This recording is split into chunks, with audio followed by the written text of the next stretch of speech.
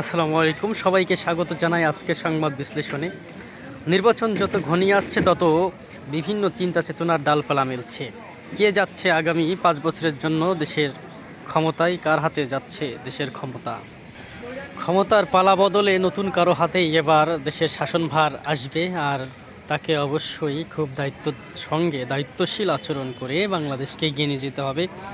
5টি বছর ক্ষমতায় অধিষ্ঠিত থেকে রাষ্ট্র পরিচালনা করা তার জন্য অবশ্যই কঠিন হবে, কারণ এই ভঙ্গুর অর্থনীতিকে পুনরুদ্ধার করতে আবারও নতুন করে শক্ত হাতে নামতে হবে প্রতিটি সেক্টরে, যা অত্যন্ত চ্যালেঞ্জিং। দুর্নীতি, চাঁদাবাজি, নানান রকম অপকর্ম করে 2 বছরের বেশি টেকা যাবে না।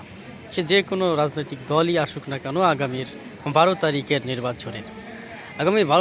নির্বাচনকে নিয়ে যে জলঘোলা হচ্ছে, পক্ষে বিপক্ষে নানান কথাবার্তা চলছে।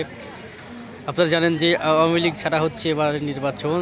বিএনপি এবং জামাত, দুই প্রধান প্রতিপক্ষ, পরস্পরের নানা বিষয় নিয়ে দোষারোপ করছেন। সাইবার ক্রাইম হচ্ছে, সাইবার বুলিং হচ্ছে।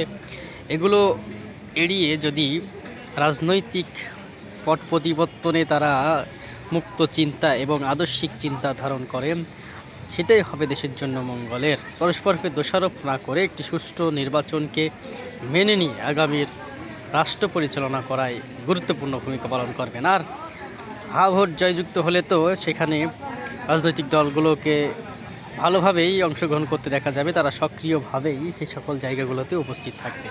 অতএব আমরা ভেবে চিন্তে আগামী 12ই ফেব্রুয়ারির নির্বাচনে প্রার্থী বাছাই করব, নির্বাচিত করব, যার হাতে আগামীর দেশ নিরাপদ, আমাদের ভবিষ্যৎ নিরাপদ, এমন মানুষকেই আমরা নির্বাচিত করব। ধন্যবাদ।